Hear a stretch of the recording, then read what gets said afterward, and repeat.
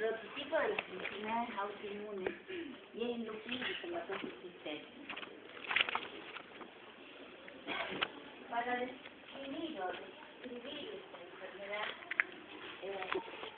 uno puede decir que actualmente es una enfermedad sistémica, porque si uno entra a la sala de reumatología y ve a un paciente que está con una pericarditis y una pleuresía, padece de lupus eritematoso sistémico. Y a la par puede haber otro que esté con una glomerulonefritis y que sea lo único que tenga, y también padece de lupus eritematoso sistémico. Y a la par hay otro que tiene una corea y también padece de lupus eritematoso sistémico. Es decir, es realmente sistémica y puede afectar múltiples órganos y pueden presentarse con cualquiera del compromiso de estos. Y tiene algo muy importante que es, por ser el prototipo de una enfermedad autoinmune, la aparición de autoanticuerpos en sangre circular. Afecta fundamentalmente a la mujer y no tiene edad, que podríamos decir, no hay mujeres afectadas de esta edad de lupus eritematoso sistémico. Es decir, cualquier edad puede ser factible de adquirir esta enfermedad. No obstante, la edad o la frecuencia de mayor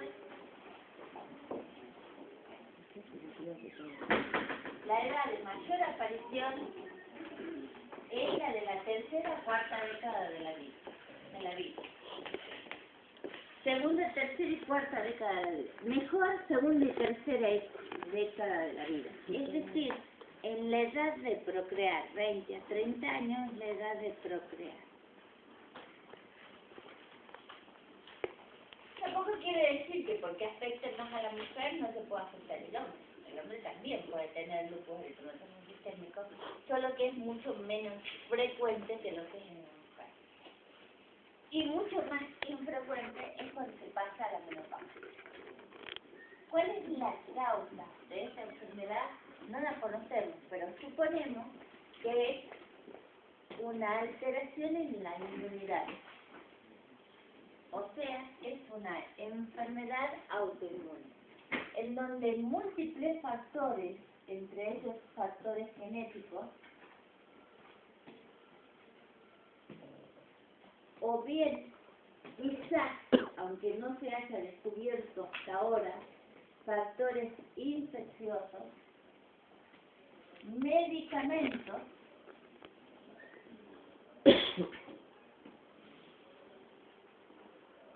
producen quizás factores ambientales, todos ellos unidos, hacen que se produzca una alteración en la inmunidad. Y esa alteración en la inmunidad da en consecuencia la aparición de anticuerpos antinucleares que más tarde van a llevar a la aparición de inmunocomplejos y por ende al depósito de esos inmunocomplejos en determinados órganos y por ende la aparición de síntomas y signos de la enfermedad. ¿Está? Necesito que para que esta alteración inmunológica se produzca un organismo genéticamente predispuesto. No cualquiera hace un lupus eritematoso sistémico, sino un organismo genéticamente predispuesto. ¿Por qué decimos que existirían factores genéticos? Porque se ha visto que esta enfermedad aparece en cientos de individuos que tienen un HLA determinado. Y por otro lado se ha visto que existe esta enfermedad con mucha frecuencia a nivel familiar. Es decir, familiares afectos en primer orden de esta enfermedad o de cualquier otra enfermedad autoinmune pueden tener en la descendencia la aparición de alguna otra enfermedad del tejido conectivo, entre ellas el lupus eritematoso sistémico. Se ha visto que puede haber dos hermanos con la misma enfermedad, o bien un paciente con esta enfermedad y los familiares tener alteración inmunológica sin manifestarse la enfermedad. Por ejemplo, enfermedad y aparición de factores antinucleares en otros individuos de la misma familia. Por ello se habla de la existencia de factores genéticos. Factores infecciosos porque en un primer momento y en estudios anatomopatológicos se pensó que podría ser un retrovirus, es decir, un virus de largo tiempo de crecimiento, un retrovirus, el causante de esta alteración en la inmunidad. Es más aún, en estudios anatomopatológicos se determinó que había partículas las partículas virales, y que parecían ser o que simulaban ser las partículas virales de una determinada retrovirus. Posteriormente se desechó tal influenza porque no se pudo reproducir con ese virus esta enfermedad. ¿Está? Uh-huh.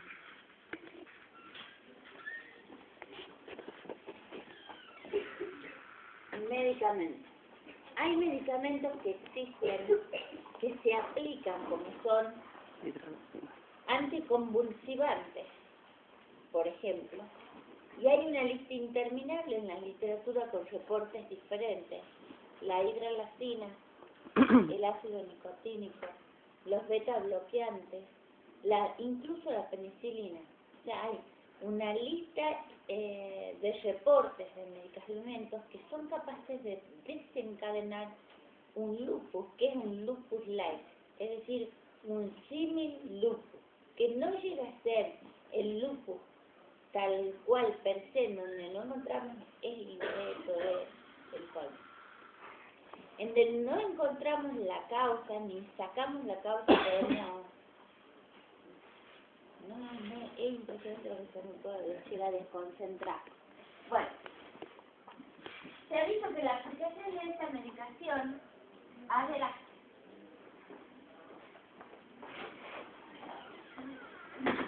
se ha visto que la aplicación de estas drogas puede desencadenar un cuadro similar al lupus. ¿Por qué decimos es un lupus light o es un símil lupus? Porque se extrae la droga, se retira la droga y las manifestaciones mejoran. Diferente de aquel lupus que es autoinmune, que es, digamos, sin causa conocida. ¿Está? ¿Por qué hablamos de factores ambientales? Porque se ha determinado que la luz ultravioleta es la causa de la manifestación fundamental de esta enfermedad, que es la fotosensibilidad. Es decir, la aplicación de luz ultravioleta en los individuos predispuestos o en los individuos lúpicos desencadena una manifestación cutánea, que es el rash fotosensible, que puede manifestarse tanto en la cara como en cualquier otro lugar del organismo. Muy bien. Decimos en definitiva que es una enfermedad autoinmune. ¿Cuáles son las formas de presentación de esta enfermedad? Puede presentarse por cualquier manifestación. O sea, puede iniciarse como una manifestación de una anemia hemolítica. Puede presentarse con un compromiso renal o con un compromiso del sistema nervioso central, etc. Pero la mayor parte de las estadísticas han demostrado que una de las manifestaciones más frecuentes de presentación es la manifestación articular. Es decir, existe artralgia o artritis.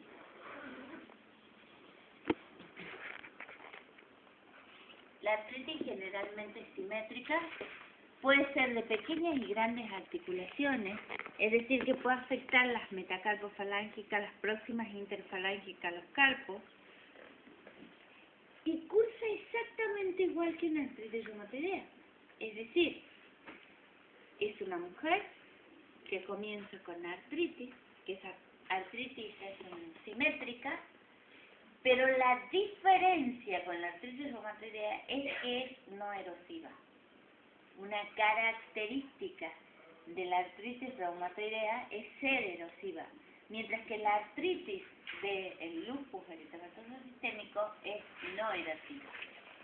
Puede llegar en algún porcentaje de los casos a ser deformante, es decir, que pueda producir una alteración clásica de la artritis reumatoidea como un cuello de cisne o como una desviación cubital. La diferencia con la artritis reumatoidea es que esa deformidad se debe a una alteración estructural en la artritis reumatoidea, mientras que en el lupus eritematoso sistémico esa deformidad es reversible. ¿Está? No erosiva y reversible. Esta artritis cursa en brotes. Puede presentarse como un tal un tiempo determinado y desaparecer. O puede aparecer persistentemente en la evolución de la enfermedad. Puede estar acompañada de rigidez matinal exactamente igual que lo que hace la artritis reumatoidea. Cuando la artritis es no erosiva y deformante, adquiere un nombre que se llama artritis de Charcot. Clásicamente la artritis de Charcot es una artritis deformante reversible. Pero además de la artritis, puede existir otra manifestación articular en el paciente afectado del lupus eritematoso sistémico. Y es una aparición muy frecuente, y es la necrosis ósea vascular. La necrosis ósea vascular se presenta fundamentalmente en la cadera, pero también lo puede hacer en la rodilla, en el tobillo o en cualquier articulación, y más frecuentemente en aquellos pacientes que están expuestos a dosis altas de corticoides y se les hace un descenso brusco de los mismos. En aquellos con dosis altas, con descensos bruscos, aparece o la manifestación de la necrosis ósea vascular es más frecuente. También esta necrosis ósea vascular puede deberse a la aparición de una vasculitis, es decir, se produce una inflamación y una obstrucción de la vasa vasorum del tejido óseo, y eso logra el infarto óseo, que es la necrosis ósea vascular. La artritis o la artralgia generalmente va acompañada de síntomas constitucionales. Estos síntomas constitucionales o síntomas generales son la persistencia de una fiebre, o sea, una fiebre prolongada, es característica de un lupus, pérdida de peso,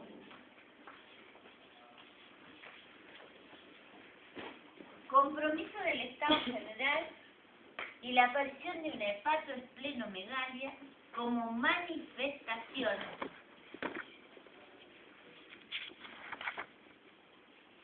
del sistema reticuloendotelial. ¿Está?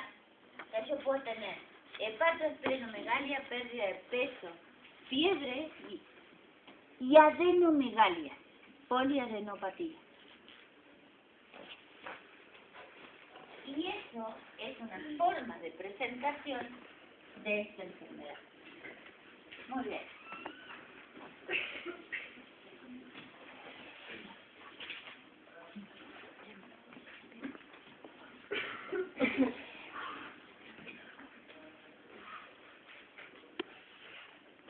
Existe otro compromiso muy frecuente de presentación, que es el compromiso cutáneo.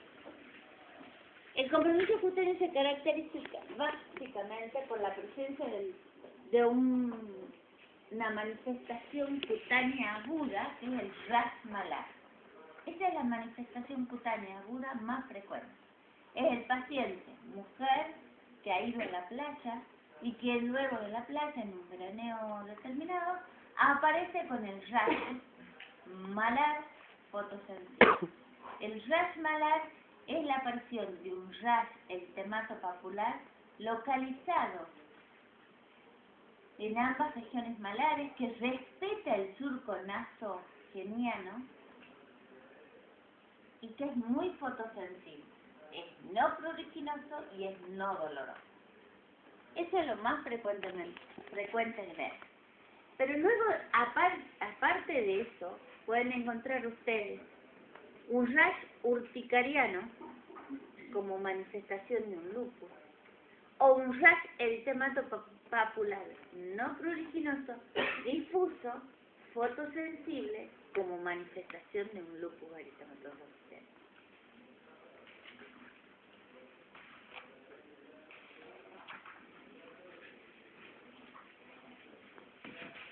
Otra manifestación cutánea, que ya no es aguda, pero que sí es el llamado manifestación cutánea subaguda o lupus eritematoso cutáneo subagudo, aparece bajo dos formas diferentes. Una es la forma psoriasiforme, o sea, si ustedes la miren, simula una psoriasis, es descamativa, es de borde eritematoso, es no pruriginoso y puede ser localizado fundamentalmente en miembros superiores y troncos, pero también puede estar afectado en forma general. O bien, si no es la forma psoriasiforme del cutáneo subagudo, el cutáneo subagudo puede presentarse bajo otra forma que es la anular policística. Es decir, aparece una lesión cutánea anular que tiene múltiples formas, que tiene un borde muy eritematoso y que puede estar distribuido en forma. Y la tercera y última manifestación, es decir, hemos dicho la aguda, la subaguda, es la crónica. La crónica puede ser el inicio de la enfermedad, como puede manifestarse durante la enfermedad. Y la clásica manifestación cutánea crónica del lupus es el lupus discoide. El lupus discoide, a diferencia de las otras formas de lupus eritematoso, tanto la aguda como la subaguda, el discoide deja cicatriz. Es frecuentemente localizado en el cuero cabelludo, queda sin pelos, el cabello no vuelve a crecer en la zona del lupus discoide, se torna una zona atrófica en el centro, es decir, deja cicatriz.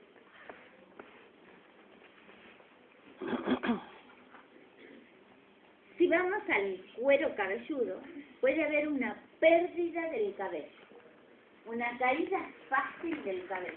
La caída fácil del cabello se manifiesta fundamentalmente cuando ustedes examinan a un paciente, pasan la mano por el cabello y queda en la mano más de 5 cabellos en la misma. Esta es una caída muy fácil del cabello, que puede llevar a una alopecia difusa y a una total pérdida del cabello. Diferencia con todo el resto de las enfermedades, autoinmunes o no, o con otras, o con quimioterápicos, etc. Es que esto lo que hace el lupus es la alopecia difusa, pero luego el cabello vuelve a salir, es decir, el cuero cabelludo se va a repoblar de cabello y desaparece la alopecia. Así que cuando el paciente recibe una medicación adecuada y entra en remisión, la alopecia desaparece. Esa alopecia, que puede ser difusa, también puede ser en placas, es decir, en zonas similunatignas, en donde hay una alopecia total y que luego también esas alopecias en placas van a repoblarse de cabello. Veamos qué pasa con la serosa. En las serosas se produce una policerositis, es decir, puede estar afectado la serosa del corazón, o sea, el pericardio, puede estar afectado la serosa del abdomen o puede estar afectado la serosa del pulmón. En los tres casos se produce un derrame de líquido. Por lo tanto, voy a tener un derrame pleural, un derrame pericárdico o una citis. Puede estar la serosa comprometida una o pueden estar las tres. En determinadas circunstancias ustedes podrán encontrar solo un derrame pleural y el derrame pleural podrá ser bilateral o unilateral de leve, mediana o moderada o gran cantidad, dependiendo de la cantidad o de la dimensión o del tamaño del derrame. De igual manera pueden encontrar una pericarditis. Las más que las dice, la pericarditis es leve a moderada. Muy infrecuentemente lleva a un taponamiento cardíaco y por ende a la pérdida de la vida. Y la citis generalmente se presenta cuando está una o la otra. ¿Está? Veamos qué pasa con el pulmón.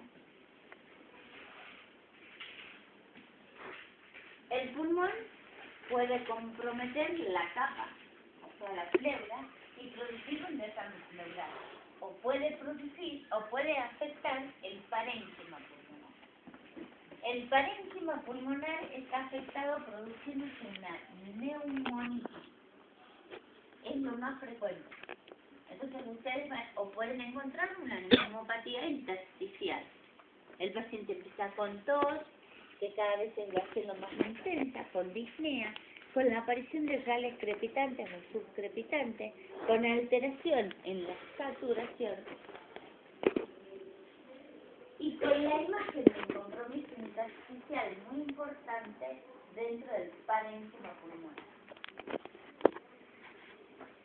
Lo importante del pulmón, antes de la aparición del compromiso parenquimatoso, lo importante del pulmón es encontrarlo en las etapas tempranas, porque el compromiso del parénquima pulmonar tiene una alta frecuencia en la muerte, porque es muy serio. O bien tiene una alta frecuencia en las secuelas que puede dejar.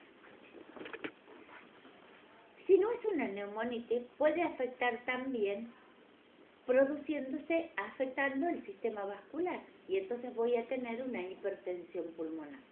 Por lo tanto, el pulmón está comprometido, produciéndose en la serosa un derrame pleural, en el parénquima pulmonar produciendo una neumonitis o una alveolitis, o en los vasos produciendo una hipertensión pulmonar. La hipertensión pulmonar es muy seria y tiene un pronóstico sumamente reservado. Cosa exactamente igual que una hipertensión pulmonar primaria, y generalmente tienen 2 a 3 años de vida ese diagnóstico. ¿Qué pasa con el corazón? El corazón también se va a afectar de igual manera que el pulmón en sus distintas fases. Es decir, si afecta el pericardio, me va a producir un derrame pericárdico, y ya les he dicho que la mayor parte de las veces es de mediana a leve cuantía. Puede afectarse el miocardio, y el miocardio me va a dar una miocarditis. Esa miocarditis va a cursar exactamente igual como cursa una miocarditis de otra etiología, es decir, va a presentar una taquicardia no relacionada a la temperatura, una gran taquicardia, una alteración del segmento ST o de la onda T. ¿Está? Miocarditis. Y la última capa que puede estar afectada es el endocardio. El endocardio me va a dar una endocarditis. Y la clásica endocarditis del lupus eritematoso sistémico es la endocarditis verrugosa de Lipman-Sachs, que aparece fundamentalmente en la válvula mitral o en la válvula aórtica. De Lipman-Sachs. Vemos endocarditis verrugosa de Lipman-Sachs durante la clínica, generalmente es infrecuente. Pero si ustedes hicieran una necropsia de todos los pacientes afectados con lupus eritematoso sistémico, encontrarían entre el 60 al 70% de los casos tiene una endocarditis del limnoestado. Es decir, que la endocarditis verrugosa es sumamente frecuente, pero no detectable tan fácilmente con la clínica. ¿Está? Muy bien.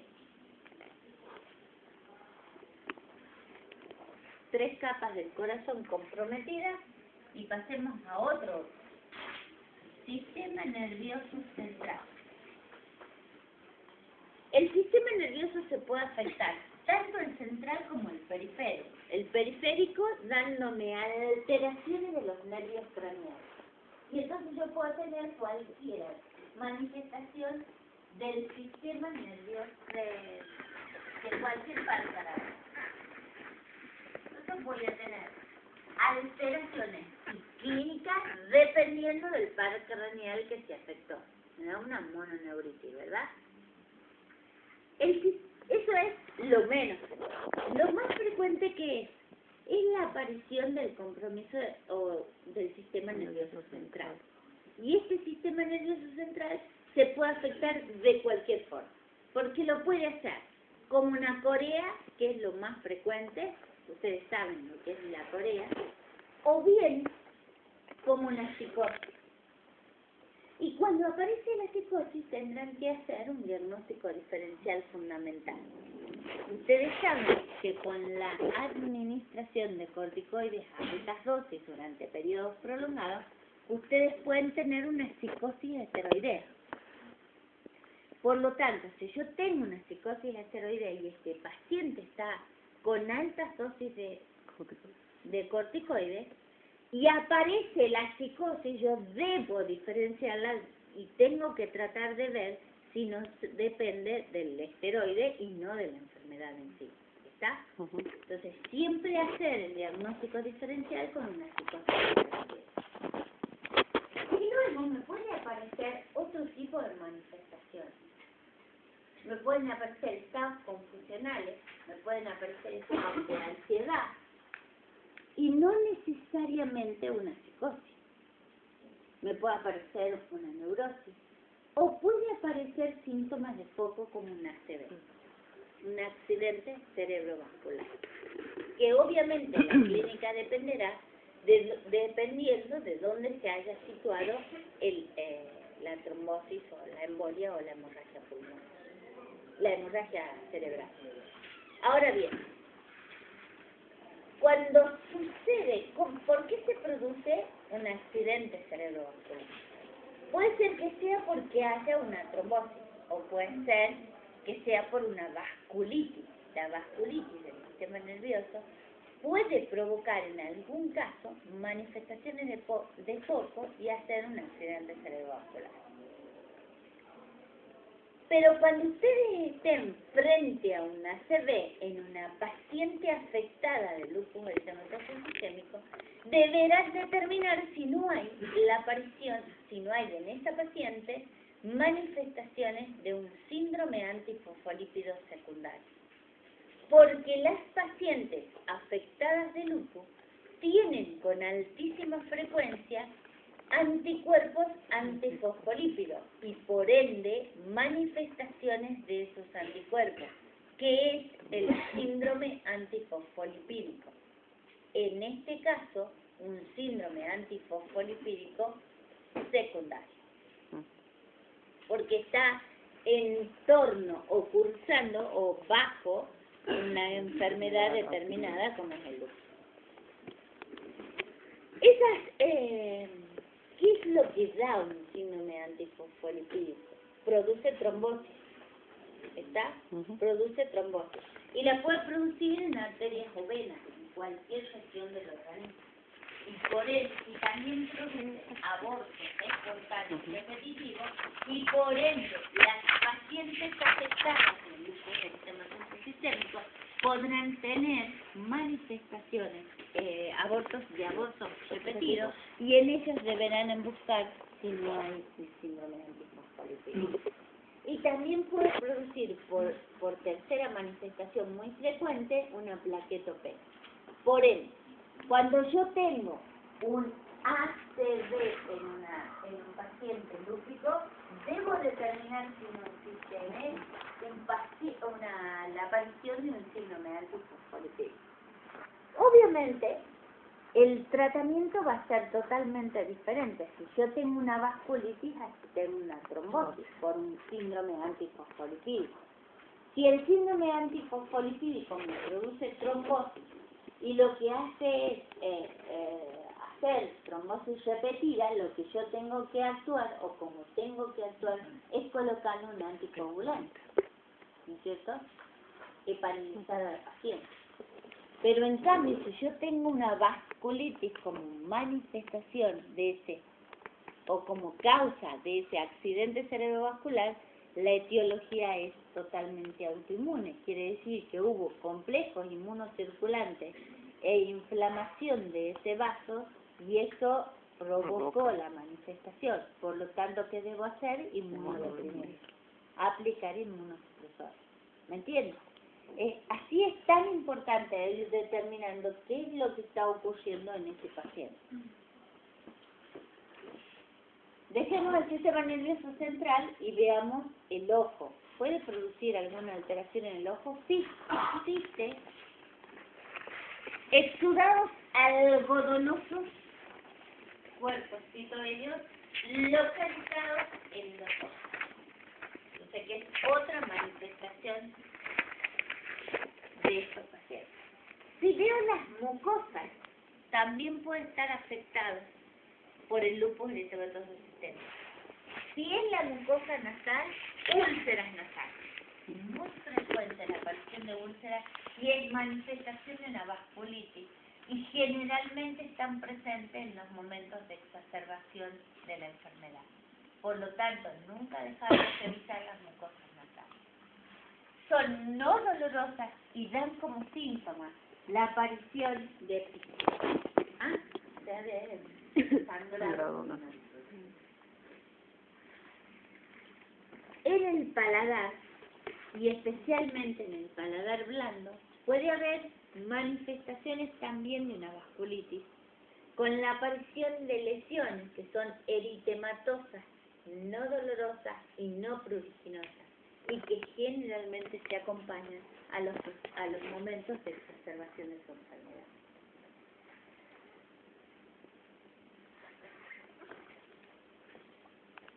¿Qué otro órgano puede estar afectado en el hígado? El hígado. Yo he dicho que puede haber una hepatomegalia como manifestación del sistema retículo endotelial, ¿verdad? Bueno, así también puede haber una hepatitis, es decir, una elevación de las transaminasas en los periodos de exacerbación de la enfermedad.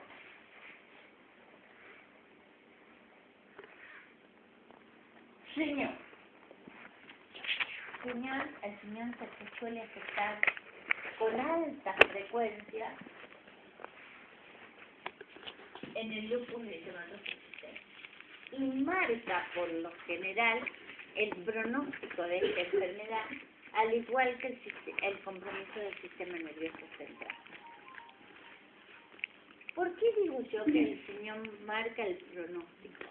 Porque depende de cuál cuadro anatomopatológico presente para decir esta cursa con mayor con peor pronóstico que la otra. Clásicamente se definió al compromiso renal mediante el estudio anatomopatológico y se dio las de clase 1, clase 2, clase 3, clase 4 y clase 5. La clase 1 es la mesangial.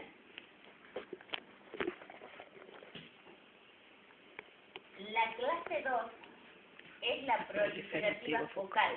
No, estoy diciendo mal, perdón. Cambios mínimos en una Así es, cambios mínimos en la 1 mesancial la 2, la 3 es la proliferativa focal, la 4 es la difusa, Peor de todas. la 5 es la membranosa y la 6 es la de esclerosis renal. Clásicamente se las definió así.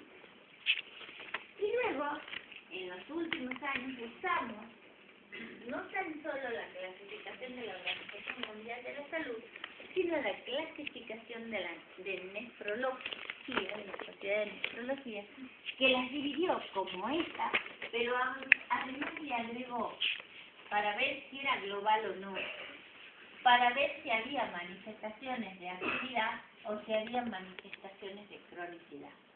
Y así se van jugando entre una y otra con numerosas clasificaciones, a su vez subclasificaciones, dentro de la clasificación anatomopatológica.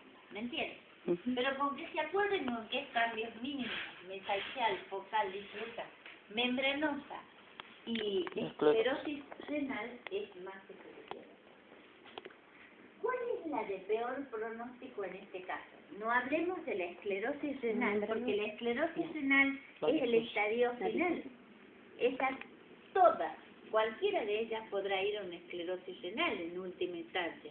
Y entonces ya va a un estadio de enfermedad renal terminal. Es el paciente que va a ir a una hemodiálisis seguro. Hablemos de las 5 primeras. ¿Cuál de todas ellas es la que tiene peor pronóstico? La difusa. Es la difusa.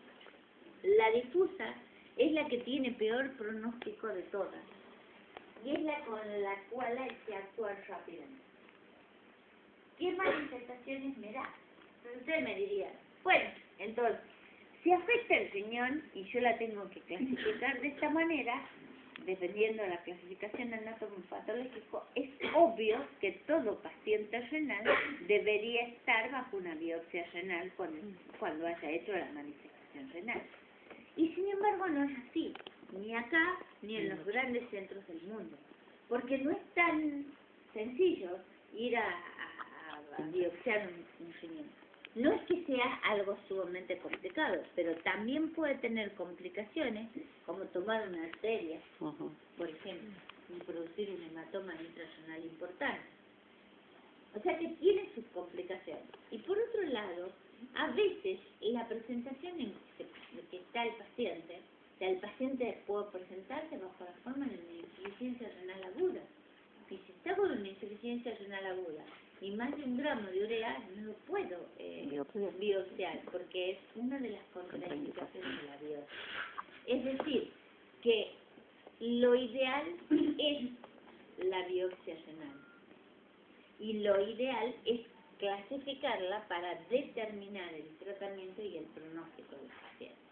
De todas maneras, no todos los pacientes a veces son expuestos a una biopsia renal. ¿Qué manifestaciones entonces me ayudarían a discernir cuál de todas estas clases es la que tiene mi paciente? Porque si no la puedo, si estoy en un centro en donde no hay quien me pudiera hacer una biopsia renal, por lo menos debo tener con la clínica, que es soberana, alguna idea que me lleve a un diagnóstico presuntivo de alguna de las cosas. Y es así como se estableció que la de cambios mínimos generalmente solamente me da una hipercelularidad. Es decir, yo puedo tener células en el sedimento urinario en mayor cuantía. Y generalmente no tengo ninguna otra cosa. La mesancial, en cambio, puede tener una leucocituria y puede tener una pequeñísima hematuria, las más de las veces leucocituria. Y podré tener una mínima proteinuria, es decir, que yo tenga un poco por arriba de 500 miligramos en las 24 horas, no llegando a más del gramo. Esto es simplemente algo cercano al diagnóstico. No quiere decir que ustedes van a encontrar una proteinuria de 800 miligramos en las 24 horas y una leucocituria hagan la biopsia y se encuentran con una focal o una difusa, qué sé yo. No es decir 1 más 1 es 2. Es una aproximación diagnóstica, nada más, ¿está? Es para que ustedes más o menos se vayan guiando, no ustedes, todos nos guiemos de alguna forma con la clínica y el sedimento urinario más la proteinuria para determinar cuál podría ser la clase anatomopatológica. Si fuera una focal, en cambio, yo podría tener un sedimento mucho más activo. Entonces puedo tener una leucocituria, una hematuria, proteinuria y quizás algún cilindro. Y la proteinuria obviamente va a ser mayor de 0,5. En la difusa es cuando tengo todo.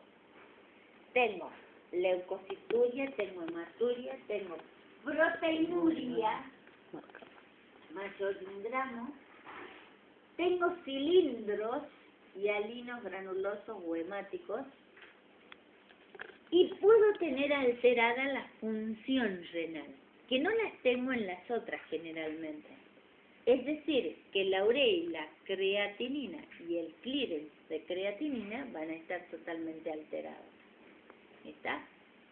Y puedo tener hipertensión arterial. O sea que tengo un cuadro de un sedimento activo, un cuadro de una proteinuria, un cuadro de una insuficiencia renal con hipertensión arterial. ¿Está claro? Eso, seguro, es una difusa. Si fuera una membranosa, ¿qué es lo que está alterado? Está alterada la membrana basal glomerular. Y por ende, si está alterada la membrana basal glomerular, se produce una pérdida de proteína muy importante. Entonces, lo que voy a tener fundamentalmente es un síndrome nefrótico. ¿Está? Una pérdida de mayor de 3.5 de proteínas en las 24 horas. Y el último estadio también hay que conocerlo, porque yo puedo tener manifestaciones de proteinuria, de compromiso de la función renal, de sedimento activo y estar no frente a una difusa, sino frente a una esclerosis renal. Y es importante en este caso determinarla, porque todo esto me va a llevar a la administración de inmunosupresores, mientras que el inmunosupresor en una esclerosis renal no va a producir absolutamente nada, solo comorbilidad. ¿Me entienden? Entonces, cuando yo digo que estoy frente a una esclerosis renal, aún sin haber hecho la biopsia renal, es imperativo en este caso realizar la comprobación de una esclerosis renal, pero de una biopsia renal. Pero previamente a eso es aquel paciente que viene con un compromiso renal, que se le ha hecho absolutamente toda la medicación apta o necesaria para ese compromiso renal, y que a pesar del inmunosupresor y a través del tiempo, el paciente sigue produciendo las mismas manifestaciones como si no hubiera tenido ninguna respuesta terapéutica. Es ese paciente que a través del tiempo y a pesar del tratamiento no responde y sigue con las mismas manifestaciones. Es imperioso entonces realizar la función biopsia-renal para determinar tanto el pronóstico como el tratamiento de este paciente. ¿Estamos? Muy bien.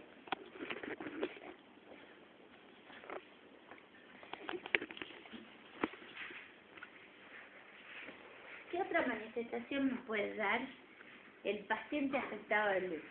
¿Qué otro órgano me está quedando? El páncreas. El páncreas también se puede afectar, y se puede afectar a través de una vasculitis y dándome una pancreatitis aguda. Esa pancreatitis no va a diferir signos sintomatológicamente de las pancreatitis de otras causas. ¿Está?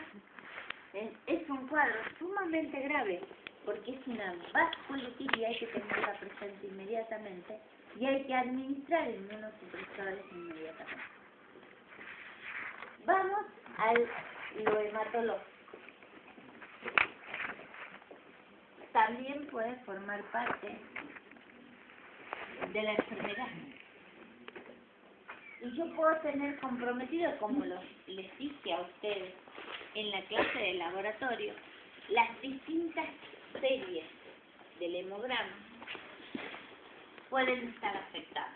Aquí yo puedo tener una anemia hemolítica como manifestación de un lupus ya. Una anemia hemolítica en el 10% de los casos, entre el 10 y el 15%, o sea que no es sumamente frecuente.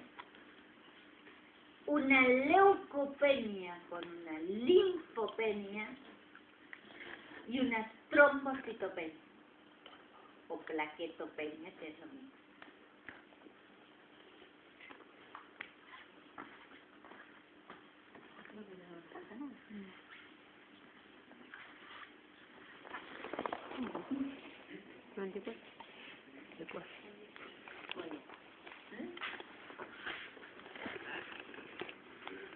Y no hay otro órgano en la economía que no se me pudiera afectar. A ver, pensemos.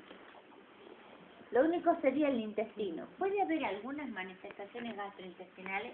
Esporádicamente se ha dicho que la aparición de diarrea podría estar en un paciente afecto y me puede dar alguna manifestación, pero no está descrito como compromiso del lupus eritematoso sistémico. O sea que el intestino es uno de los que se podría salvar, a menos que haga una vasculitis de la mesentérica, fíjense ustedes, que no es frecuente, pero que podría producirla.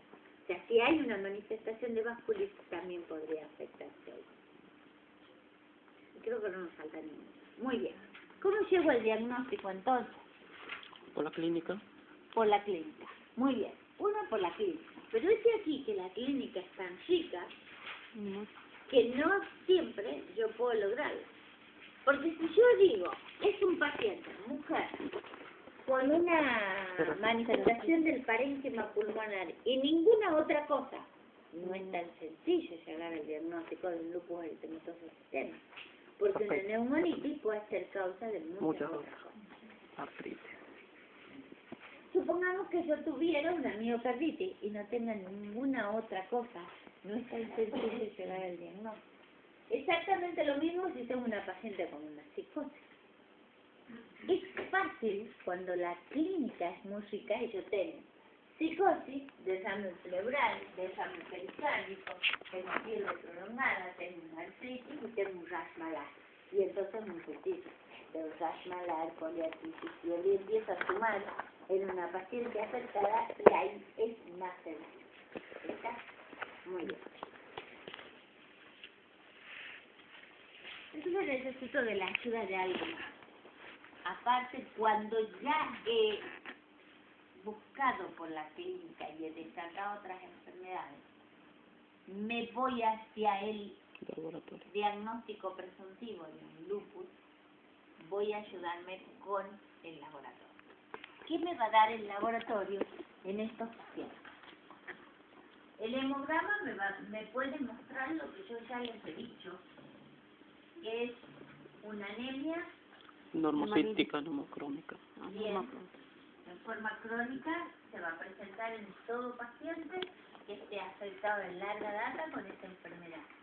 Y si no, me va a dar una manifestación de una anemia hemolítica como manifestación per se o compromiso per se del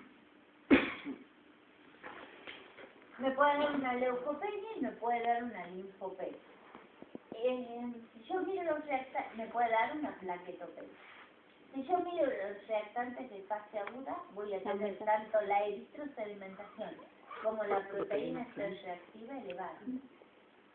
Pero hay cuadros de lupus eritematoso sistémico que cursan sin elevación de la eritrosedimentación y sin elevación de la proteína C reactiva. O sea, no es mandatorio que la eritro esté acelerada o la proteína esté elevada en los periodos de actividad de la enfermedad. Si miro un proteinograma, ¿qué voy a encontrar? Voy a encontrar una gamma globulina elevada como manifestación de enfermedad autoinmune. Me va a decir, bueno, hay una hiperreactividad de las células B y por ende una aparición de mayor cantidad de inmunoglobulinas, y esas inmunoglobulinas son autoanticuerpos y por ende entonces se va a traducir en el proteinograma con una hipergamma-hemoglobina. Si ese paciente está afectado al compromiso renal, obviamente que yo voy a tener una hipoproteinemia y una hipoliminemia. Es lógico. Si tengo un síndrome nefrótico, es lógico que yo voy a encontrarme con una hipoliminemia. Y vamos al inmunológico. Para terminar de completarla esta enfermedad, puede ser que yo tenga una paciente mujer con una poliartritis y que tenga un factor reumatoideo. ¿Puede tenerlo? Sí. El lupus puede cursar con factor reumatoideo positivo, ya que hay un porcentaje de pacientes de lupus que presentan el factor reumatoideo positivo. Entonces, si ustedes se encuentran con una mujer con una poliartritis simétrica, con una rigidez matinal de un mes de evolución y que tiene el factor reumatoideo positivo, están autorizados para decir que es una artritis reumatoidea, hasta que no se demuestre lo contrario. Si no tiene ninguna otra manifestación, deberán hacer el diagnóstico diferencial. Y luego, el 95% de los pacientes afectados de lupus eritematoso sistémico van a tener en su suero circulante, en su sangre circulante, factor antinuclear positivo o anticuerpo antinuclear positivo. ¿Está?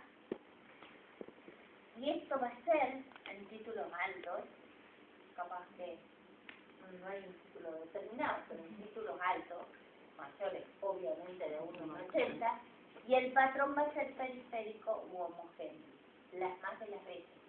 No quiere decir con esto que no pudiera presentar algún otro patrón en la inmunofluorescencia. Y homogéneo. Y entonces si yo empiezo a buscar ahora cuáles serían los marcadores de esta enfermedad, voy a pedir otros anticuerpos y voy a pedir el anti-DNA. El anti-DNA fundamentalmente podrá ser de doble cadena, como dijimos los otros días, que era el nativo, o el desnaturalizado. O bien hay anticuerpos, autoanticuerpos de esta enfermedad, que pueden ir dirigidos contra una sola cadena, contra el DNA de doble cadena, o contra ambos, tanto contra los de nativos como los desnaturalizados. O sea, 3 tipos de autoanticuerpos. El clásico de esta enfermedad y el que define la enfermedad es el anti-DNA nativo. Ese anti-DNA generalmente se detecta por inmunofluorescencia indirecta, pero también se puede detectar por inmunoanálisis por el IgG. Y cuando se usa la inmunofluorescencia indirecta, generalmente lo hacen con un sustrato que es la Critidia lucilae. La Critidia lucilae tiene en su kinetoplasto, es decir, en la parte final de su cuerpo, toda una porción rica en DNA nativo. Es por eso que como es tan rico en DNA nativo, que se utiliza eso como antígeno para determinar la presencia del anti-DNA. ¿Está? Es decir, muchas veces a ustedes les van a informar anti-DNA con inmunofluorescencia, con Critidia lucilae, y es el sustrato que utilizaron para determinar el anti-DNA positivo, y van a determinar la dilución seguramente alta, 1 en 40, 1 en 80, 1 en 2. Porque la concentración del anti-DNA ya 1 en 40 es sumamente positiva. ¿Por qué? Porque ese es o ausente o positivo. ¿Está claro? No hay vuelta aquí en cuanto a la dilución ni en cuanto al título que se presenta. Muy bien. El otro otro anticuerpo característico del lupus es el anti-ECM o anti-Smith, ¿sí? Que va dirigido o es su antígeno ribonucleoproteínas pequeñas ricas en uridina. A diferencia de la enfermedad mixta del tejido conectivo, en donde el antígeno era ribonucleoproteínas ricas en uridina, pero yo les he dicho al U1-RNP, ¿de acuerdo? Muy bien. Entonces este no, este va dirigido contra la U1, U2, U3, U4, U5 y U6, uridina 1 a 6. Ribonucleoproteínas ricas en uridina. Eso ponen. El antígeno es ribonucleoproteínas ricas en uridina. Se presenta en aproximadamente el 35% de los pacientes afectados de lupus y tiene una altísima especificidad. Y su ausencia no descarta el diagnóstico ni excluye el diagnóstico de lupus. ¿Está claro? O sea, esto tiene mucha especificidad, pero no se presenta en todos los pacientes, solo en el 30 al 35% de ellos. Si yo lo tengo ausente, no estoy diciendo que no tenga lupus. El anti-DNA es altamente específico de lupus, altísimamente específico de lupus, el DNA nativo, el anti-DNA nativo. Ahora bien, si yo lo encuentro negativo, no excluye que sea un lupus. ¿Está claro? ¿Y cuándo se va a hacer el anti-DNA más frecuentemente positivo? Cuando yo tenga un compromiso muy importante, que es el compromiso genético. La mayoría de los pacientes afectados de el riñón tienen anti-DNA en su sangre circular.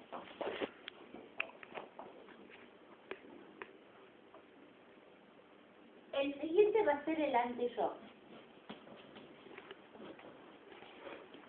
que dijimos que era citoplasmático y que también era nuclear, pero las más de las veces como citoplasmático. Y este cobra mucha importancia. ¿Y por qué cobra mucha importancia? Porque no es lo mismo tener una mujer embarazada anti-RO positiva a tener una paciente lúpica embarazada anti-RO negativa. ¿Y por qué estoy diciendo esto?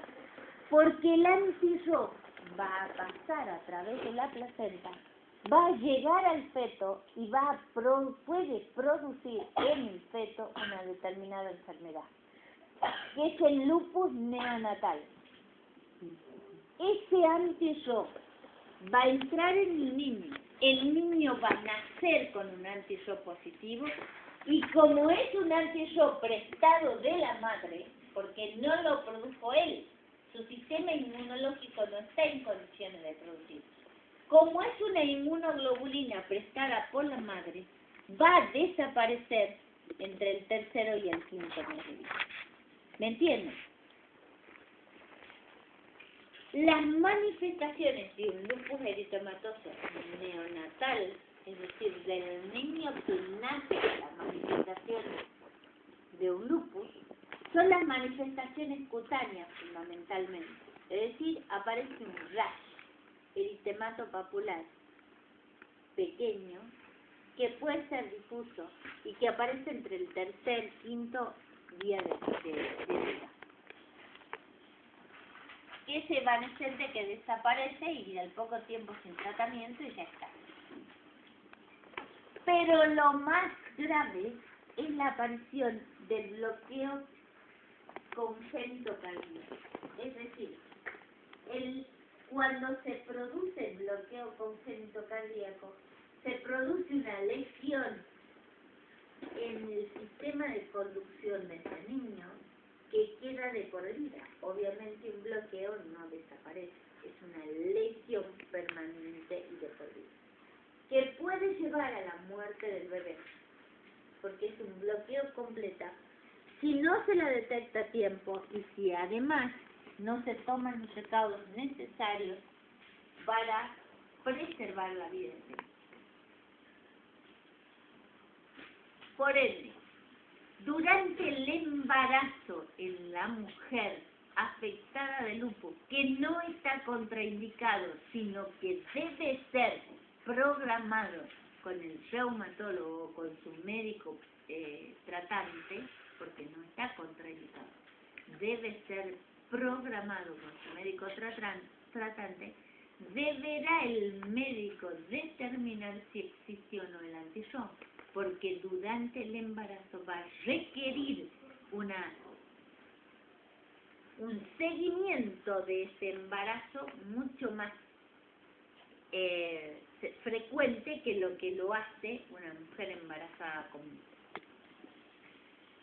Y ante los primeros signos de detección de un bloqueo intraútero, el médico aún así tiene formas de lograr que no se afecte el sistema de conducción del bebé, y es mediante la aplicación de corticoides que atraviesen la membrana transplacental. ¿Está? Muy bien. Entonces va a cumplir un papel patogenético dentro de la enfermedad.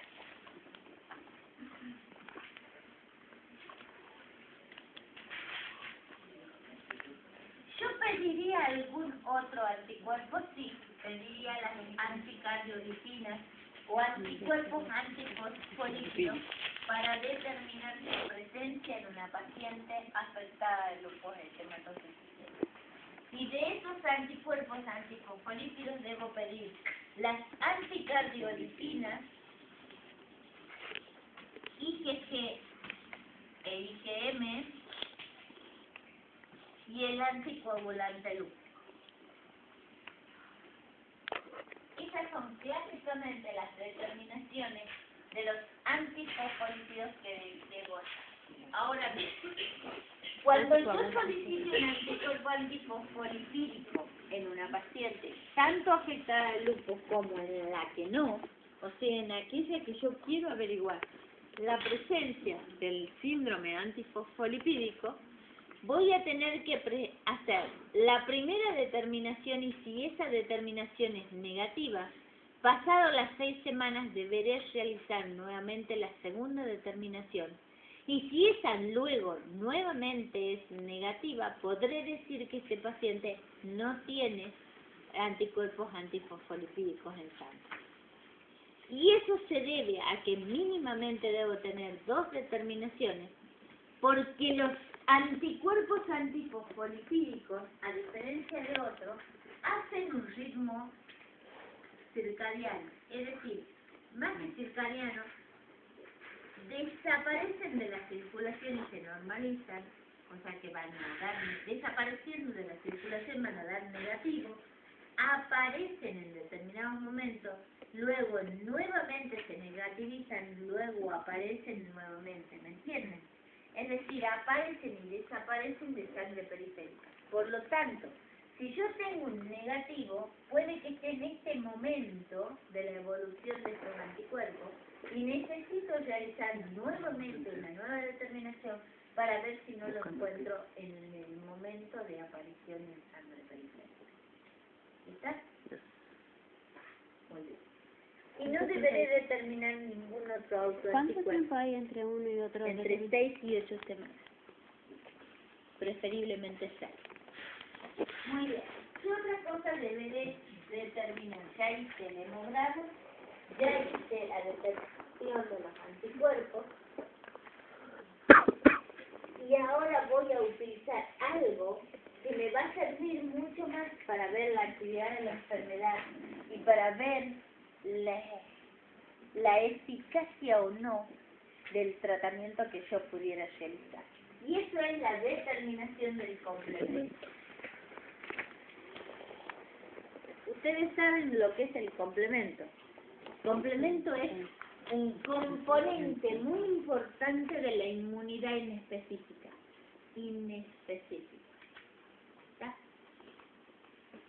consta de una serie de proteínas marcadas desde la C1 a la C9, siendo la C1 como el C1QR y S, y que se activa en cascada y bajo dos vías, la vía alternativa y la vía real.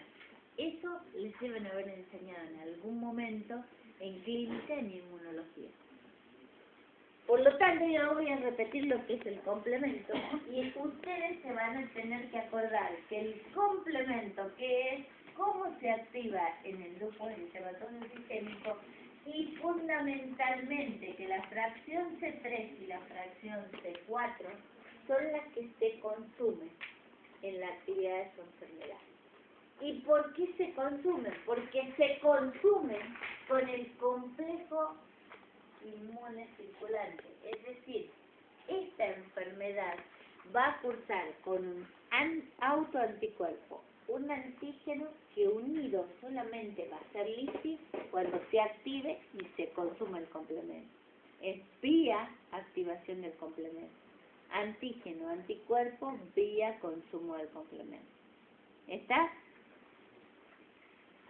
Entonces, si yo sé que el complemento total, la fracción C3 y la fracción C4, que son las más importantes dentro de la vía en la que se está consumiendo, sé que son las representativas, esas son las que voy a determinar para ver la actividad de la enfermedad de este paciente. Este paciente afectado de lupus va a tener una hipocomplementaria. Y cada vez que yo le aplique una determinada medicación, ese complemento va a volver a valores normales. Por lo tanto, me va a servir de monitoreo mucho más que lo que podría alterarse el factor antinuclear, el anti-DNA, el anti-FRO, el anti-SM, etcétera, etcétera, etcétera. Porque para la evolución del paciente no voy a requerir esto. Yo podré determinarlo, pero entre la aparición del factor, la aplicación de un determinado medicamento y la bajada, caída, disminución o desaparición del factor, tiene que tener un tiempo determinado. Si no hay un tiempo determinado, no se produce. Entonces, el tiempo para evaluar la eficacia es mucho mayor de lo que el tiempo requerido para monitorear esto y para la normalización del complemento. Yo aplico el corticoide hoy y a los 4 o 5 días tengo que tener normalizado el complemento. ¿Me entiendes? Muy bien. Y luego, ¿qué otra cosa podré pedir en el laboratorio? Y dependiendo de, si yo tengo un desarme pleural, ¿qué van a pedir? ¿Un ecocardio? ¿O no? Si yo tengo la sospecha de una pancreatitis, ¿qué van a pedir? Una amilastena. Si yo tengo una alteración de la función renal, ¿qué es lo que voy a pedir? Bueno, estoy en una clase de social. ¿Qué es lo que voy a pedir? Si es un compromiso renal, función renal, y voy a pedir una proteína en 24 horas y voy a deber pedir una orina completa para determinar el sedimento urinario. Y así sucesivamente. Si tengo un compromiso pulmonar, deberé pedir una teletórax y una ecopleura. Va a depender del órgano comprometido el examen complementario que yo voy a solicitar. ¿Qué diagnósticos diferenciales pueden hacer con esta enfermedad? Toda la clínica, lo que se les ocurra. La enfermedad que quieran la van a poder acá diferenciar. ¿Está? Muy bien. Y en cuanto al tratamiento, ¿qué es lo que van a hacer? No todo paciente afectado del lupus eritematoso sistémico requiere la aplicación del corticoide. No todo. Depende del órgano comprometido y yo podré aplicar determinadas medicaciones. ¿Cuándo está indicado? ¿Cuándo está indicado un corticoide? Toda vez que se comprometa la vida del paciente. En alta dosis me refiero. O sea, cuando haya compromiso del sistema nervioso central. cuando haya un taponamiento cardíaco, cuando haya un compromiso renal, cuando haya una vasculitis en una pancreatitis, por ejemplo, cuando haya una leucopenia marcada o una plaquetopenia. Esos son los casos en donde yo voy a requerir la administración de altas dosis de corticoides. ¿Qué significa altas dosis de corticoides? No significa 1 miligramo kilo. No me castigues por gorda, decía un profesor mío. Y es así, si yo soy gorda y tengo que poner 1 miligramo por kilo de peso y peso 80 kilos o 90 kilos, deberé poner 90 miligramos de corticoides. Y 90 miligramos hacen exactamente lo mismo que 40, porque a partir de 40 el efecto inmunosupresor va a ser igual. Por lo tanto, en el servicio de reumatología se utilizan 40 miligramos de corticoides como cifras inmunosupresores en los casos de compromiso de órgano mayor y cuando comprometa la vida de la paciente. Supongamos que yo estoy con una fiebre, un síndrome febril prolongado. ¿Qué podría dar para ese paciente? Un antiinflamatorio no corticoideo. Y con eso deberá ceder la fiebre. Pero puede ser que no ceda. Y se mantenga y se mantenga y se mantenga a través del tiempo, y entonces deberé administrar corticoides. Pero el corticoide allí va a ir a bajas dosis. Es decir, 7.5 miligramos por día. ¿Me entiendes? Supongamos que tuviera una serositis y que tenga un derrame pleural de mediana cuantía, un derrame pericárdico y una citis en una paciente determinada. ¿Cuál es la terapéutica determinada? Un antiinflamatorio no corticoideo. O bien, dosis bajas de corticoides, cuya acción en ese caso no es inmunosupresora sino antiinflamatoria. Si yo lo coloco a 7.5 miligramos por día, estoy haciendo una dosis antiinflamatoria de corticoides. Muy bien. ¿Cuándo aplicaré bolos de corticoides o terapia en pulsos de corticoides? Cuando digo terapia en pulsos de corticoides, estoy hablando de 1000 miligramos de metilprednisolona colocados en el mismo momento, en 3 veces consecutivas. Así se hacen los pulsos de solumedrol de metilprednisolona. Son 3 pulsos consecutivos. ¿Cuándo aplico eso? Cuando estoy frente a un compromiso renal y específicamente si es necesario en una difusión. O cuando estoy con un compromiso del sistema nervioso central como una vasculitis. ¿Me entiendes? O sea, en casos de compromiso de la vida y de un órgano mayor, puedo emplear pulsos de solumedrol. ¿Qué otra cosa podría utilizar aparte de los corticoides? La hidroxicloroquina, que es un antipalúdico y se la da en dosis de 400 miligramos por día, previo estudio del ojo, ya que puede afectar la retina, los conos y los bastoncitos y producir una alteración. Entonces deberé monitorear a mi paciente a través de un campo visual en el fondo de ojo periódicamente para determinar la toxicidad de la hidroxicloroquina. La hidroxicloroquina ha demostrado una altísima eficacia tanto en el compromiso cutáneo como en el compromiso articular.